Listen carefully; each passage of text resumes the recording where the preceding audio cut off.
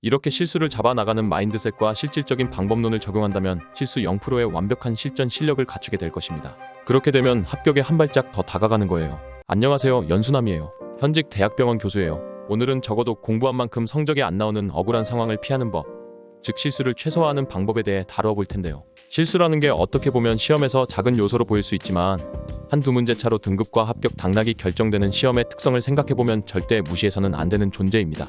더군다나 실수를 하는 학생은 계속 실수를 하는 경향이 있고 실수를 하지 않는 학생은 실제 시험에서도 거의 실수를 하지 않는 경향이 있는데요.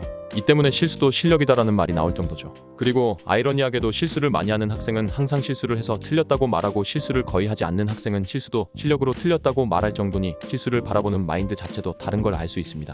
실수를 줄이기 위해선 실수를 여러 관점에서 바라보고 분석할 필요가 있는데요. 우선 실수가 발생하는 곳의 위치를 먼저 파악할 필요가 있습니다.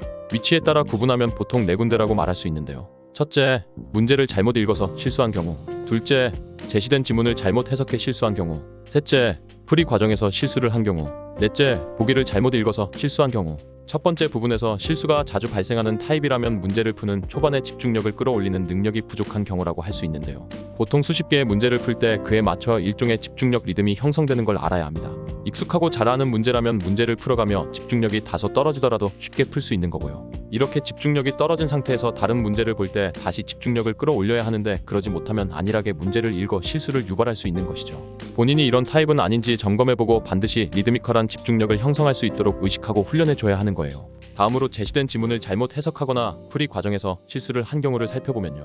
이는 사실 실수라기보단 진정 실력의 문제라고 할 수 있습니다. 문해력, 어휘력, 논리력이 부족하거나 배경 지식 또는 문제 해결 능력이 부족한 경우라고 할 수 있죠. 이런 경우라면 반드시 실수보단 실력의 문제라고 인식하는 과정이 필요합니다. 그럼에도 불구하고 풀이 과정에서 실력 외 실수가 발생하는 상황을 파악하고 개선하는 방법은 조금 더 뒤에서 다뤄볼게요. 보기를 잘못 읽는 것은 문제를 잘못 읽은 경우와 반대 상황으로 집중력을 끝까지 유지하지 못하는 경우입니다.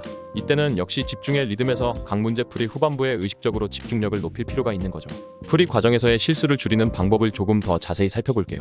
특히 회계사 시험이나 수학 시험 등에서 계산 실수를 줄이는데 큰 도움을 받을 수 있을 텐데요.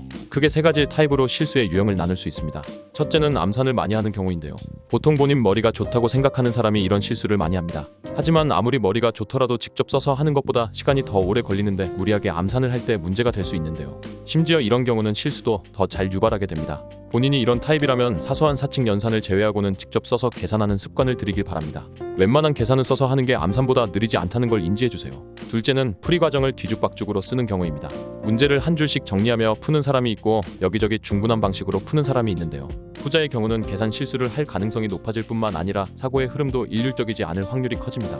사고의 흐름이 정돈되지 않는다면 실수가 발생할 가능성도 커지는 거고요.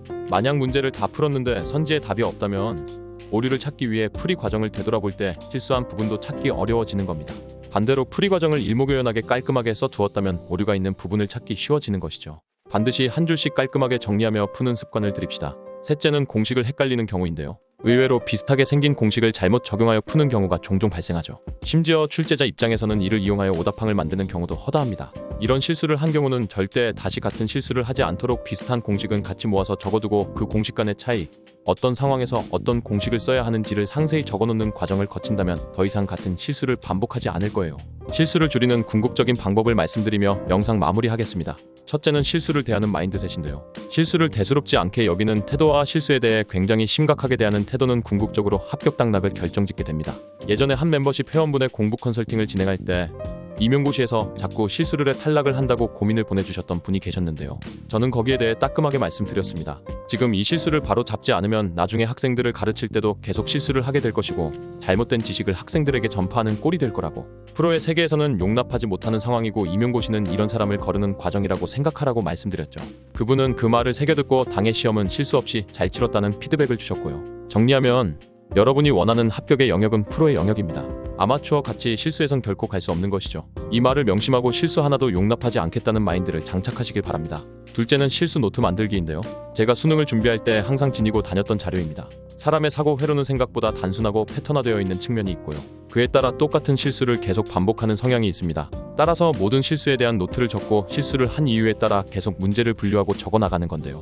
어느 순간 같은 유형의 실수를 반복하는 나 자신을 보면서 굉장히 자신이 한심하게 느껴지기 시작하고 각성하는 계기가 됩니다. 그렇게 자연스럽게 실수를 바로 잡아 나가는 것이죠. 이렇게 실수를 잡아 나가는 마인드셋과 실질적인 방법론을 적용한다면 실수 0%의 완벽한 실전 실력을 갖추게 될 것입니다. 그렇게 되면 합격에 한 발짝 더 다가가는 거예요. 이 외에도 공부 실력을 더 완벽하게 가꾸는 법과 마인드셋을 제대로 잡는 법을 알고 싶다면 구독력 가입 버튼 눌러주시고요. 암기법 하나는 완벽히 마스터하고 공부를 하고 싶다 하시는 분들은 고정 댓글란 연수남 암기법 책을 참고해주세요.